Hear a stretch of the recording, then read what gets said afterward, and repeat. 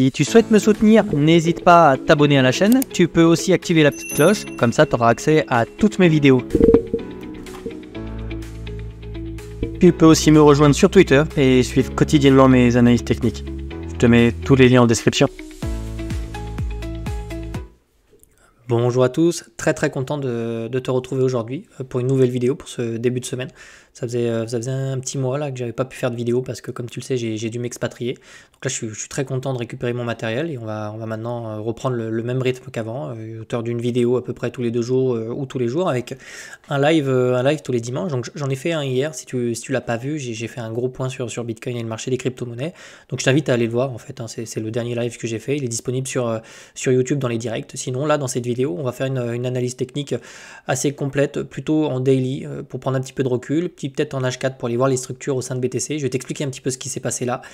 Si ça t'intéresse en fin de vidéo, je vais t'expliquer aussi le setup que j'ai pris. Tu sais, j'ai pris un long là récemment, une bonne position, donc je pense que je vais te l'expliquer. Je vais te dire pourquoi j'ai pris ce setup là en particulier.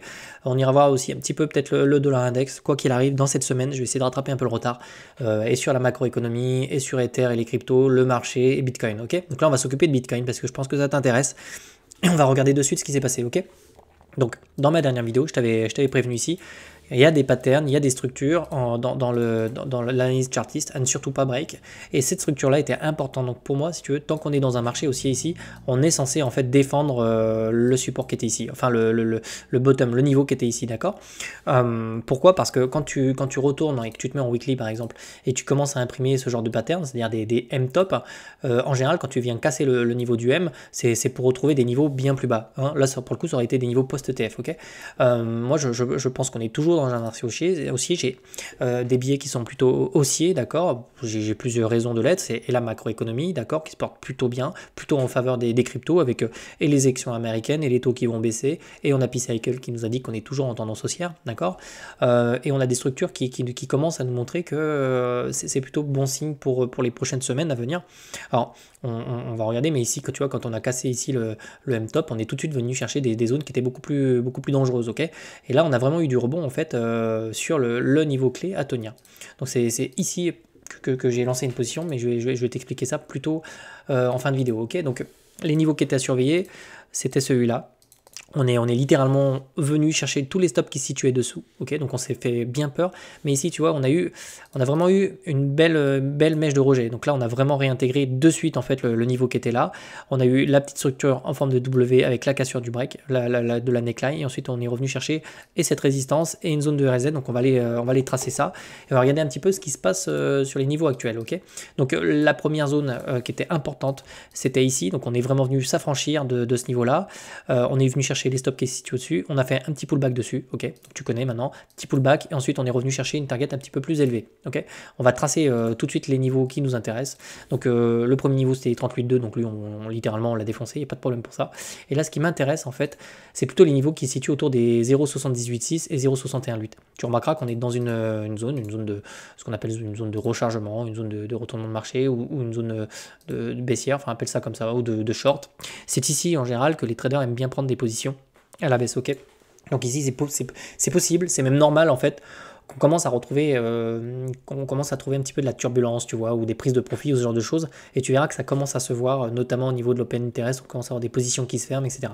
Donc là on est dans une zone clé, très clairement on va pas y passer par 4 chemins, si on s'en affranchit, ça sera probablement pour revenir chercher au moins les sommets là, et venir récupérer la liquidité qui se situe au-dessus, donc on le voit ici, hein, autour des 72 300 $, on a quand même encore pas mal d'intérêt à venir chercher, ok. Sinon ici sur la remontada, on a liquidé quand même pas mal de personnes. Hein, ok.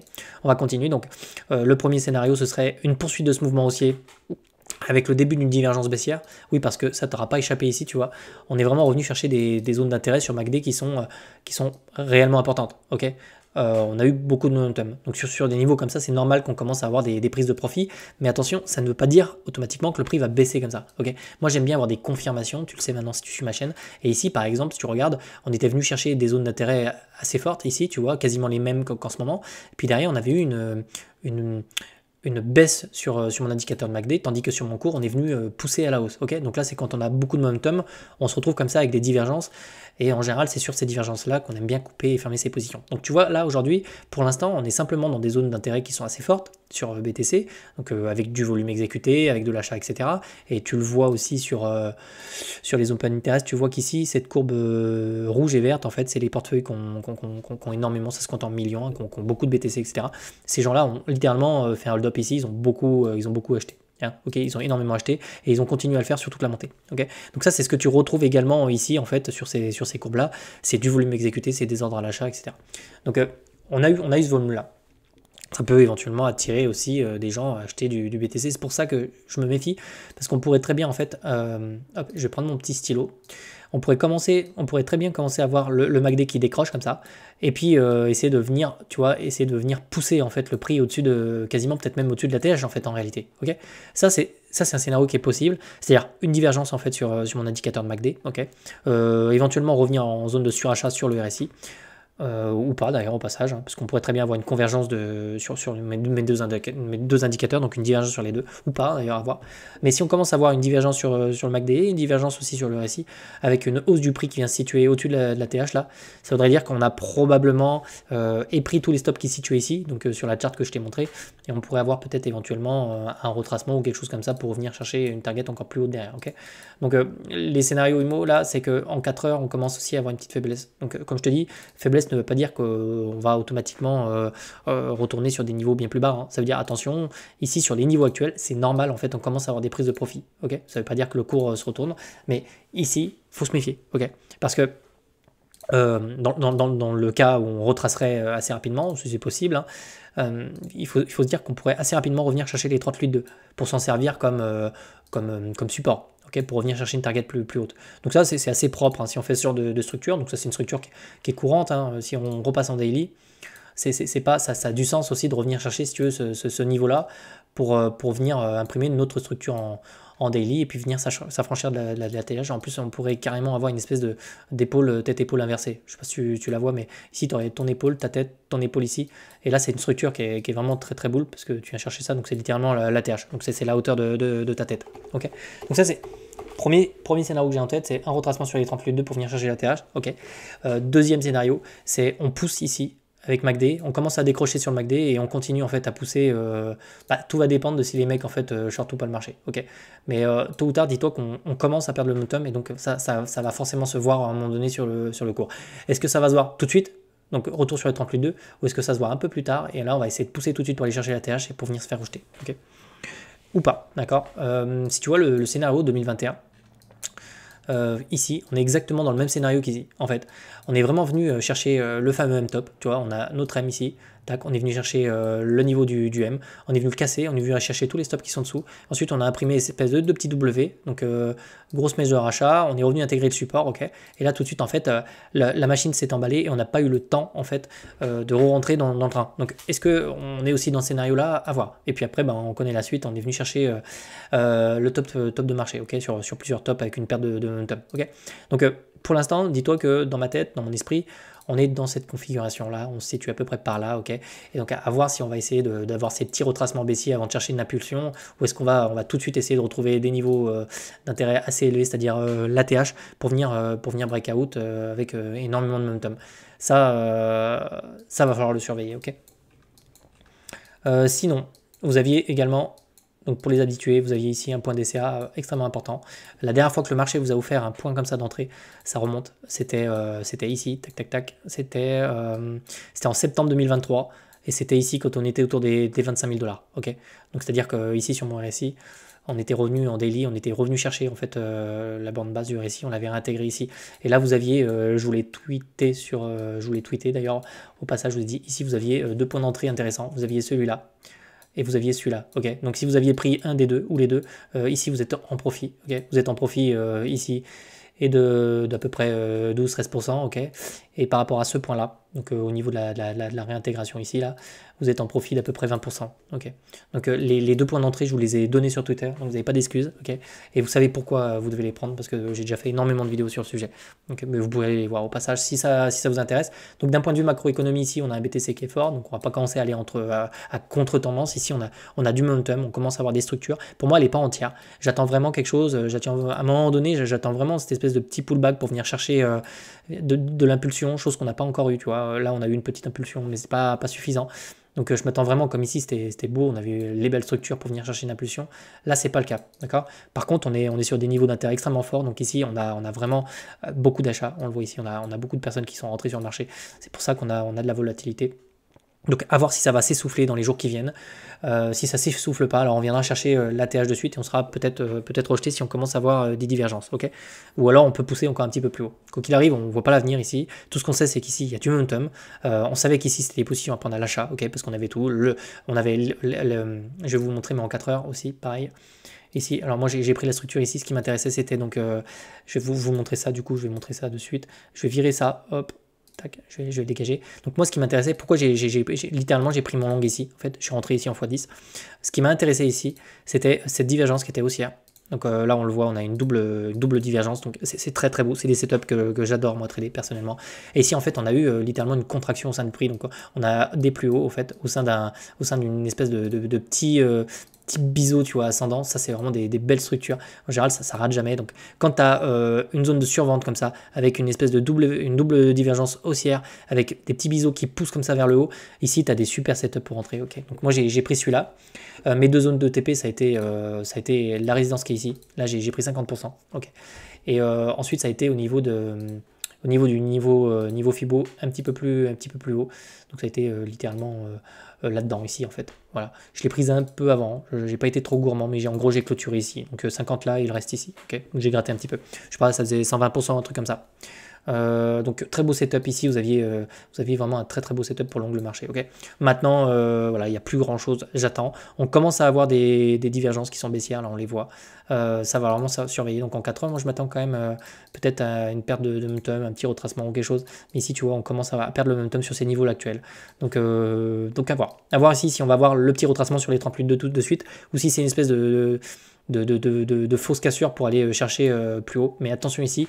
Ce qu'on sait, c'est que la tendance sur le long terme est plutôt bonne, mais sur le court terme, on commence à avoir des petits décrochages, des petites pertes de momentum. Et donc ça peut nous inviter à avoir un petit peu de consolidation, de retracement. Okay, tu connais les niveaux, c'est le 38. En ce qui concerne le dollar index, j'ai pas encore eu le temps de l'évoquer hier dans le live, mais je vais t'en parler. D'un point de vue chartiste ici, c'est un scénario qu'on avait envisagé, c'est-à-dire le petit retour ici. D'ailleurs, on est vraiment revenu rechercher peut-être même la RLZ, je sais pas, je vais aller voir ça. Mais c'est très intéressant, ouais. Donc tu vois, RLZ, donc on est vraiment revenu chercher en fait les 78,6. On l'a vraiment réintégré, on a été repoussé ici. Donc ça, c'est pour instaurer une dynamique baissière, c'est parfait, hein, d'accord. Ici, on a vraiment le top, enfin le M-top, je sais pas si tu le vois, c'est vraiment cette structure-là, ok. Et là, on est vraiment occupé à faire le petit pullback ici. On n'aimerait pas le réintégrer, mais ici, de toute façon, on a quand même cassé, on a quand même des signaux de faiblesse, si tu veux. Parce que si tu veux, on prolonge cette droite, ok, qui étaient les 2 points bas. Et ici, on voit qu'on est vraiment passé dessous. On est vraiment passé dessous. Donc pour moi, maintenant, la dynamique sur le dollar index ici, quoi qu'on en dise, pour le moment, elle est juste baissière. Okay, on a quelque chose de baissier et rien d'autre en 4 heures. Okay, en daily, on va aller voir un petit peu ce qui se passe. Donc on le voit vraiment. Ici, on a quelque chose de baissier. Hein, on va pas se mentir. Hein. On voit vraiment, on a cassé la dynamique qui était clairement haussière ici pour imprimer une espèce de structure de retournement en forme de M-top. Donc à minima ici on va consolider dans ces eaux là ou enfoncer un petit peu plus bas. Donc on a différents niveaux sur le dollar index, hein. On va commencer par les niveaux clés, donc ça va être principalement autour de ces niveaux là, 61,8 et 78,6.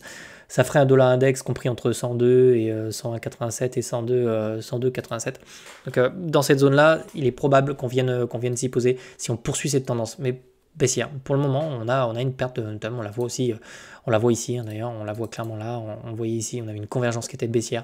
Il n'est pas exclu qu'en daily ici, on revienne chercher des zones de survente sur le dollar index. Okay. Pour le moment, il y a absolument pas de signe de retournement ou quoi. J'ai pas j'ai rien qui me laisse penser ici que le dollar index va reprendre de la valeur. Ok, ce qui pourrait s'expliquer par les élections américaines, par la baisse des taux, par l'économie, etc. Ok, ce qui serait intéressant aussi, c'est que je te fasse une vidéo dans la semaine sur le gold, sur le Nasdaq, sur le dollar index. C'est intéressant ce qui se passe, il y a une espèce de macroéconomie là qui se met en place. Je sais pas trop ce qui va se passer, mais il y a quand même des signes, il y a quand même des trucs qui me plaisent pas trop, notamment sur le Nasdaq, j'en ai parlé dans le live hier. Donc il faudrait voir si ça va pas avoir un impact sur nos crypto-monnaies. Quoi qu'il arrive, le scénario que j'ai toujours en tête, c'est plutôt une extension en fin d'année, avec peut-être une espèce de période de climax durant les élections américaines. Qui pourrait de toute façon impacter le marché des crypto-monnaies. Là, pour le moment, on a plutôt des good news. La Chine qui te dit qu'elles vont peut-être réaccepter Bitcoin. On a les ETF d'Ether. Je dirais que c'est plutôt favorable pour nous. On a Trump aussi qui nous parle beaucoup de crypto. Donc, pour le moment, je dirais que ça nous est favorable. Un dollar index comme ça qui se casse la gueule, ça nous est aussi favorable. Maintenant, à voir. À voir jusqu'où on va pousser sur les marchés financiers, notamment les actions. Okay, voilà, je pense que j'ai fait un gros balayage. Je t'ai dit pourquoi j'ai pris le setup, je t'ai dit un petit peu ce que je pensais du marché actuellement. Le dollar index qui est plutôt fragile et ça fait nos affaires. D'ailleurs, c'est aussi pour ça que j'ai pris le long, c'est que BTC avait du retard par rapport aux indices, notamment dollar index. Donc pas le dollar index, le NDX. Donc je vais te le montrer.